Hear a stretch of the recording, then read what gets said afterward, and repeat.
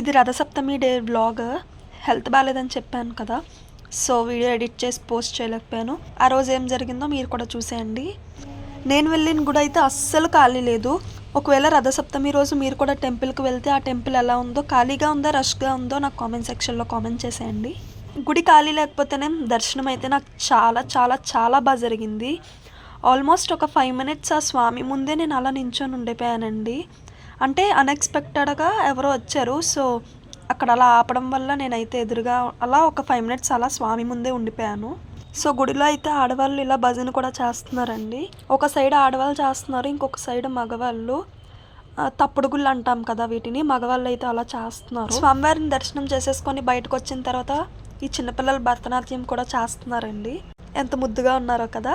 ఈ ప్రోగ్రామ్ మొత్తానికి హైలైట్ అయితే ఈ యమకింకరుడే, ఈ బుజ్జి యమకింకరుడు. చూడండి ఎంత క్యూట్గా ఉన్నాడో. దర్శనం ఎలానో అయిపోయింది కదా అని బయటకు వచ్చి చూస్తే ట్రాఫిక్ చూస్తున్నారా ఎంత ఉందో. Oh my god. నేనైతే వీడియో ఫాస్ట్ ఫార్వర్డ్లో పెట్టాను, చాలానే ఉంది ట్రాఫిక్ అయితే. ఇంకంతే ఈ వీడియో. Bye bye. వీడియో నచ్చితే లైక్ చేయొచ్చు కదా.